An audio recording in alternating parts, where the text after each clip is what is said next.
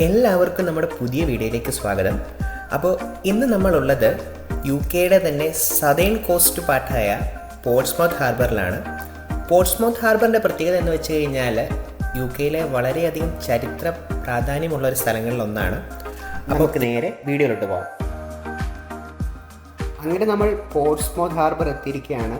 London വിക്ടോറിയയിൽ നിന്നാണ് നമ്മൾ train കയറിയത്. ഏകദേശം 35 പൗണ്ട് എടുത്ത് നമുക്ക് ടിക്കറ്റ് റേറ്റ് ആയി. നമ്മുടെ ട്രെയിൻ സ്റ്റേഷൻ്റെ അവിടുന്ന് ഏകദേശം ഒരു 150 മീറ്റർ അടുത്താണ് ഗൺ വാഫ് ക്വേസ് എന്ന് പറഞ്ഞുകൊണ്ട് ഷോപ്പിംഗ് ഔട്ട്ലെറ്റ് വരുന്നത്. ഇവിടെ ലോകത്തിലുള്ള ഓൾമോസ്റ്റ് എല്ലാ തരം ബ്രാൻഡുകളുടെയും ഔട്ട്ലെറ്റ് ഉണ്ട്. പ്രീമിയം ലക്ഷറി ബ്രാൻഡുകളാണ് കൂടുതലായിട്ടും ഇവിടെ ഉള്ളത്.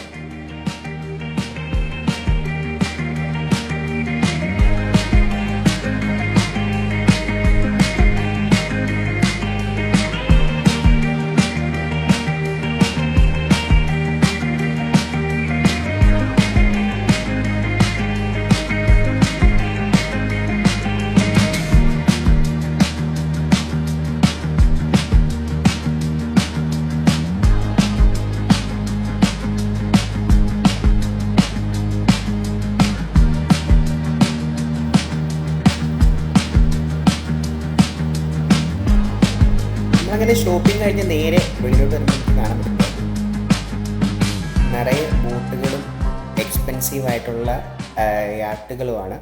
നമ്മൾ ഈ കാണുന്ന ഈ ഒരു ഏരിയ എന്ന് പറയുമ്പോഴത്തേന് കുട്ടികൾക്ക് കളിക്കാൻ വേണ്ടിയിട്ടുള്ള പ്രത്യേകതര സെക്ഷനാണ്. പിന്നെ നമുക്ക് സ്പീഡ് ബോട്ടിൻ്റെ സർവീസും ഇവിടെ നടത്തുന്നുണ്ട്. ഏറ്റവും വലിയ കാര്യം എന്താണെന്ന് വെച്ച് കഴിഞ്ഞാൽ നമ്മൾ ഈ കാണുന്ന റൂട്ടിലൂടെയാണ് ഫെറി സർവീസ് ചെയ്യുന്നത്. കുറച്ചുകൂടെ മുമ്പിലോട്ട് പോകുമ്പോഴത്തേന് നമുക്ക് ഫെറിയുടെ കാര്യങ്ങൾ കാണാൻ പറ്റും. ഫെറി സർവീസ് സ്റ്റാർട്ട് ചെയ്യുന്ന സെക്ഷനും എങ്ങനെയാണ് ഫെറിക്കകത്തോട്ട് വണ്ടി കയറി പോകുന്നതെന്നൊക്കെ മുൻപ് കാണാൻ പറ്റും. അങ്ങനെ നമ്മുടെ മുമ്പിൽ ഇപ്പോൾ കാണുന്ന ഈ ഫെറി ഐൽ ഓഫ് വൈറ്റിലോട്ട് പോകുന്ന ഫെറിയാണ്. ഏകദേശം 200 വാഹനങ്ങൾക്ക് മേളിൽ ഈ ഫെറിക്കകത്ത്. അതുപോലെ പോർട്സ്മൗത്ത് ഹാർബറിൻ്റെ വേറൊരു പ്രത്യേകത എന്ന് വെച്ചാൽ ഇതൊരു ഇൻ്റർനാഷണൽ ഫെറി സർവീസ് നടത്തുന്ന ഒരു സ്ഥലം കൂടെയാണ്. അതായത് ഇവിടുന്ന് ഫ്രാൻസ്, പോളണ്ട്, ബെൽജിയം അങ്ങനെ യൂറോപ്യൻ കൺട്രീസിലോട്ട് ഡയറക്റ്റ് ഫെറി സർവീസും ഉണ്ട്.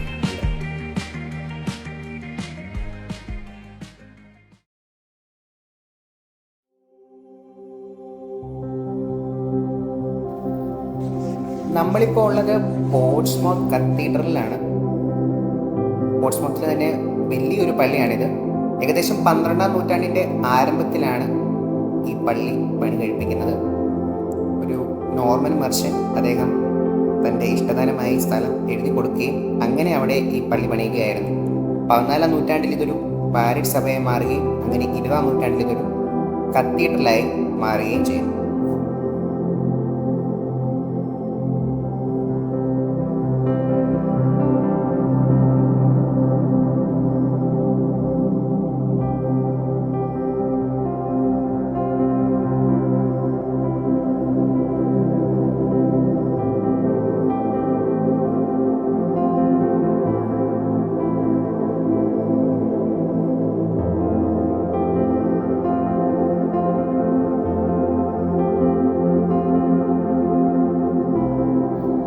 ആയിരത്തി 337 ഫ്രഞ്ച് ആക്രമണത്തിൽ നിന്ന് ഈ പള്ളി രക്ഷപ്പെട്ടു.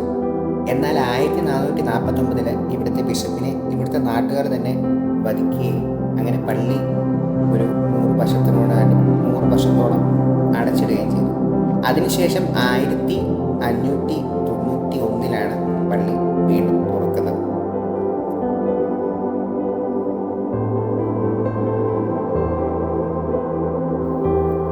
ഇപ്പം നമ്മൾ കാണുന്ന ഈ 4 രൂപങ്ങളിൽ ഇടത്തു നിന്നും രണ്ടാമത്തെയാണ് ഇവിടുത്തെ വിശുദ്ധനായ സെൻറ്റ് തോമസ് ബെക്കറ്റ്. അദ്ദേഹത്തിൻ്റെ പേരിലാണ് ഈ പള്ളി അറിയപ്പെടുന്നത്. ഇനി നമ്മൾ പോകുന്നത് പോർട്ട് വാൾസ് എന്ന് പറഞ്ഞൊരു സ്ഥലത്തോട്ടാണ്. പോർട്ട് വാൾസിൻ്റെ പ്രത്യേകത എന്ന് വെച്ച് കഴിഞ്ഞാൽ പഴയ കാലഘട്ടങ്ങളിൽ ആ ഒരു ഹാർബറിനെ സംരക്ഷിച്ചുകൊണ്ടിരുന്നത് ആ ഒരു വാളാണ്. ശത്രുക്കളുടെ അറ്റാക്കിൽ നിന്നും സംരക്ഷിച്ചുകൊണ്ടിരുന്നത് ഈ ഗ്രേറ്റ് വാളാണ്. ഇപ്പം നമുക്ക് സ്ക്രീനിൽ കാണാൻ പറ്റുന്ന പോലെ ഒരു എൻറ്റയർ ഏരിയ ഫുള്ളായിട്ട് കവർ ചെയ്തേക്കുവാണ്. അതുപോലെ തന്നെ പിന്നെ വേറൊരു പ്രത്യേകത എന്ന് വെച്ച് കഴിഞ്ഞാൽ ഈ ഒരു ഏരിയയിലാണ് മർച്ചൻസ് സാധനങ്ങൾ വാങ്ങാനും വിൽക്കാനൊക്കെ വന്നിട്ടുള്ളത്.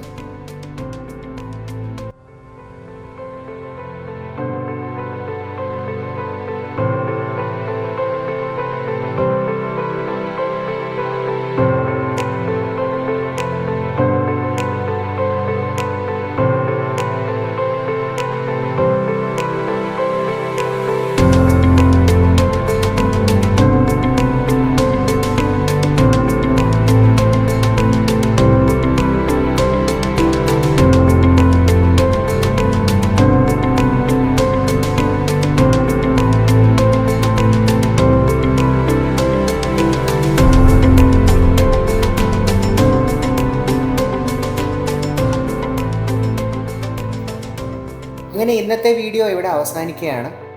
വീഡിയോ ഇഷ്ടപ്പെട്ടെന്ന് വിചാരിക്കുന്നു. പുതിയ വീഡിയോകൾക്കായി ചാനൽ ലൈക്ക് ചെയ്യുക, ഷെയർ ചെയ്യുക, സബ്സ്ക്രൈബ് ചെയ്യുക. അപ്പോൾ പുതിയ വീഡിയോ ആയിട്ട് അടുത്ത ദിവസം